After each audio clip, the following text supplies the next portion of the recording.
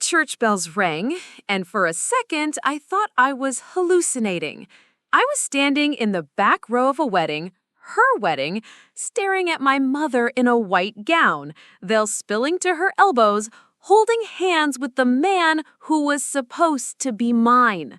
The same man I kissed under string lights, split greasy takeout fries with, whispered secrets to at 2 a.m., the same man who once told me he loved the way I laughed when I was tipsy and couldn't stop giggling at his dumb jokes. That man. And now, Tony was up there at the altar, sweaty but beaming like a goddamn idiot, sliding a gold ring onto her finger. My mother's finger. I swear, in that moment, my stomach flipped inside out. Betrayal? That's too small a word. It was like the universe had been waiting to kick me in the teeth with the most twisted punchline in history. People around me were clapping, dabbing tears, whispering about how beautiful it all was. And there I stood, frozen, wondering how the hell I'd ended up watching my boyfriend, my ex-boyfriend, marry the woman who gave birth to me. And when the priest said, "You may kiss the bride," I thought, no fucking way. Not in real life, not in mine.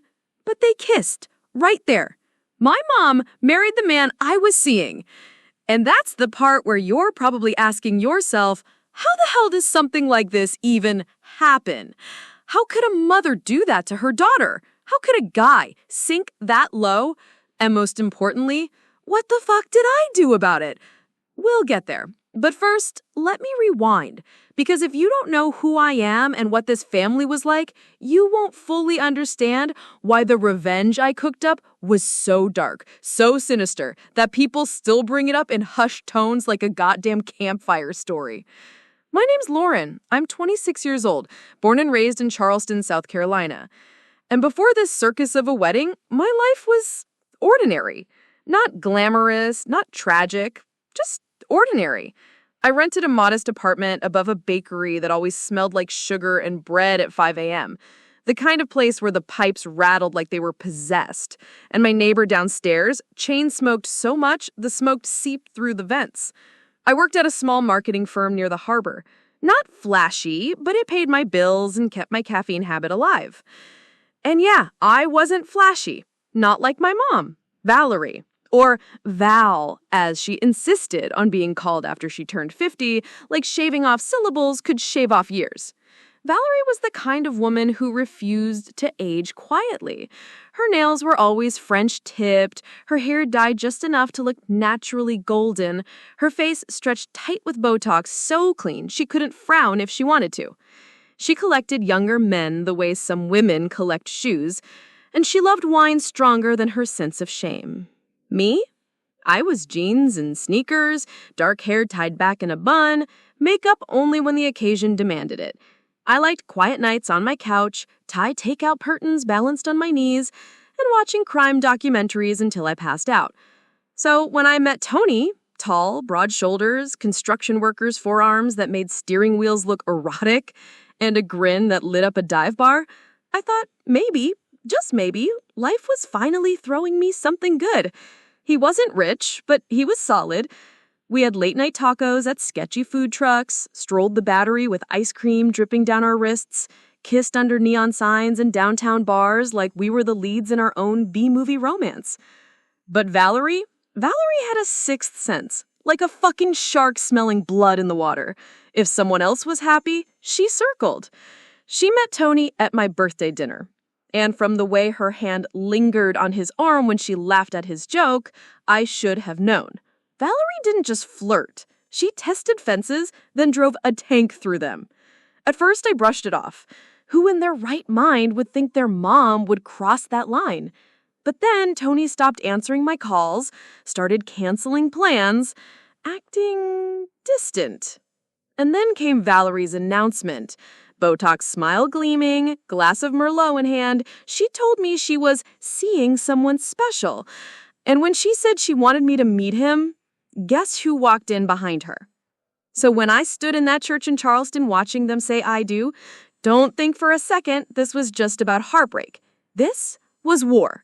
A war between a daughter who gave her heart and a mother who thought everything in life, even men, was hers to take. And if you're wondering if I got even, let's just say what I planned for them made that kiss at the altar look like a goddamn warm-up act. The night Tony stopped answering my texts, I knew something was wrong. Not the kind of wrong where he fell asleep on the couch, phone on silent. No, this was the kind of wrong where your gut clenches and whispers, he's with someone else. Charleston was humid that night. The air thick enough to choke you. Cicadas screaming in the trees. I sat in my crappy little apartment above the bakery, the glow from my laptop screen bouncing off the peeling paint, refreshing my messages like a fool. My heart pounded, thumb hovering over call, rage bubbling with every unanswered ring. When he finally picked up, his voice was clipped, rehearsed. Busy, Lauren, talk later. Then the line went dead. Later came in the form of Valerie, my mother, strutting into my apartment 2 days after, hair blown out, perfume thick like she'd bathed in sin. Her nails tapped against my counter as she smirked, glass of Merlot in hand. I wanted you to hear it from me, she said, lips curling like she was delivering good news. I've met someone who makes me happy. And then he walked in. Tony! My Tony! He couldn't even look me in the eye. His broad shoulders, the ones I used to trace my fingers down, hunched like a guilty schoolboy, his hands shoved in his pockets, and Valerie, glowing beside him in a silk blouse that clung to her body like she was 20, not 52, held his arm like she just won a prize. I couldn't speak. My throat closed, my chest ached, and all I could hear was the blood rushing in my ears. Rage, burned, hot, bitter. I laughed once, sharp and ugly. Are you two out of your fucking minds? Valerie tilted her head, Botox smooth forehead, refusing to crease. Love doesn't follow rules.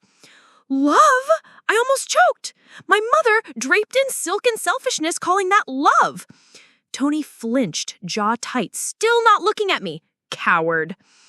That night, I stood at my window, watching the street lamps flicker on, my reflection staring back, dark hair in a messy bun, eyes red, fury simmering, and I knew something shifted. I wasn't going to beg. I wasn't going to cry myself to sleep while they played house. No. I was going to burn their little fairy tale to the ground. By the time their wedding rolled around, Charleston was buzzing with whispers.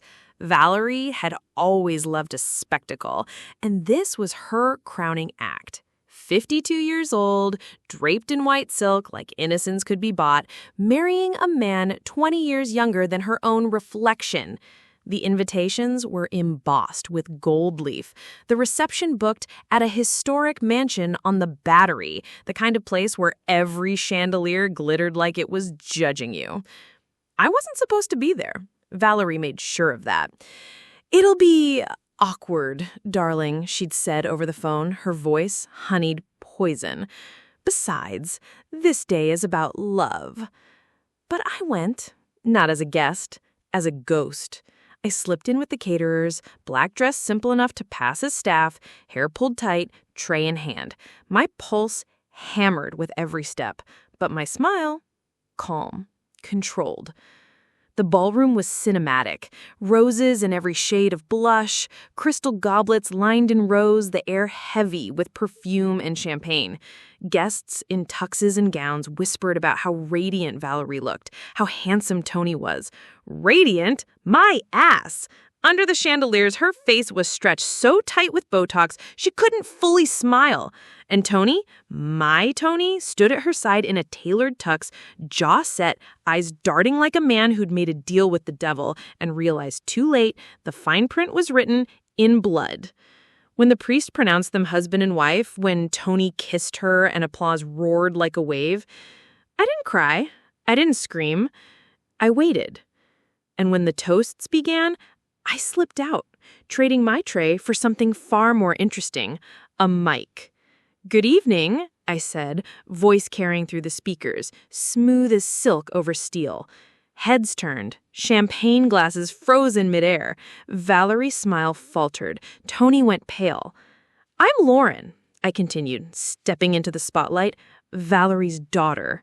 Tony's ex. Or maybe, let's just call me the ghost at the feast. Gasps, rippled like a shockwave.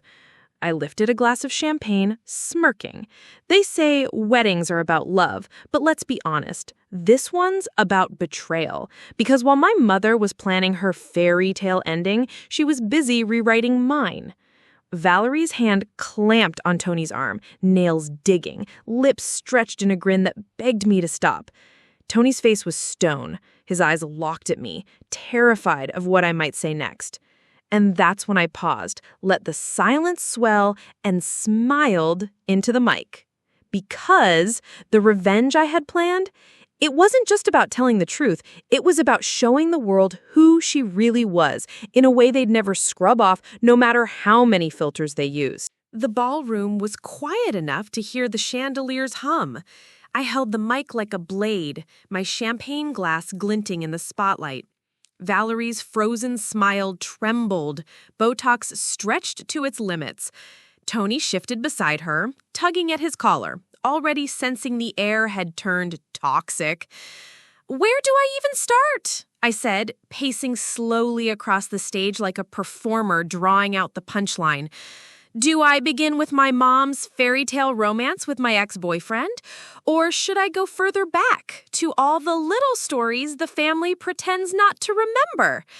Gasps fluttered. A bridesmaid covered her mouth. A groomsman leaned forward, hungry for carnage. I turned towards Valerie, locked eyes with her. Let's talk about why some of you in this room used to call her the Black Widow. Remember that nickname, Mom? 3 men. I tick them off on my fingers. 3. Dead. All in bed with Valerie. Heart attacks during her marathon sex sessions. And you all made a joke of it. Family dinners, inside whispers, a laugh over wine. Don't get caught by Val or she'll fuck you to death. The room erupted into shocked murmurs. Tony's face went pale. Sweat dotted his forehead. He glanced at her like he was sitting next to a landmine. And then there was Aunt Marlene's husband. My voice sharpened like broken glass. Ring a bell? You couldn't keep your hands off him either, could you, Mom? The man your own sister trusted. The man you dragged into her bed. And when Aunt Marlene found out, she couldn't survive the humiliation. She killed herself. But hey, why let family tragedy get in the way of your fun, right? A scream burst from Valerie's cousins. Someone dropped their glass. Valerie shook her head, eyes wide, mouth forming. Stop it! Please stop! But I didn't. Let's not forget the pièce de résistance. Because all this wedding glamour, all these roses and chandeliers, they pale in comparison to the little gem I brought tonight. I raised my phone, tapped the screen. Behind me, the ballroom projector flickered to life, and there she was, Valerie, naked, writhing, her perfect Botox mask twisted in ecstasy, with a boy who could barely grow a beard, celebrating his 18th birthday with the most fucked-up party favor imaginable. The crowd gasped, screamed, some turned away, some stared, horrified but unable to look elsewhere. Valerie shrieked, lunging toward me, but Tony grabbed her arm, holding her back with eyes wide in disbelief. His face glistened with sweat, his jaw clenched so tight it looked like it might snap. Happy wedding, Tony, I said, smirking, voice like poison honey. Meet your wife.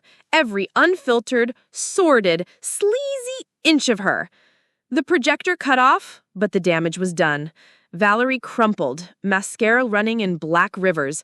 Tony staggered back like he'd been gut-punched, his tux collar damp with sweat. Guests were whispering, shouting, standing, phones out to record what would go down as the most infamous wedding Charleston had ever seen. I raised my glass one last time. To Valerie, The Black Widow. May your marriage last longer than your next scandal. And I drank while the church of her lies went up in flames. So, tell me, did I go too far? Or was this exactly what my mom deserved after she went after my man, her own daughter's man, and had the audacity to marry him in front of me?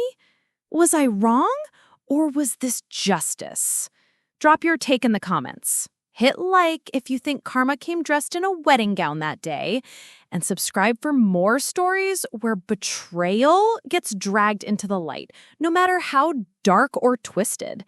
Because some lines you just don't cross, especially not with your daughter's man. Next time, she wouldn't dare touch anything belonging to me, even with a 10-foot pole.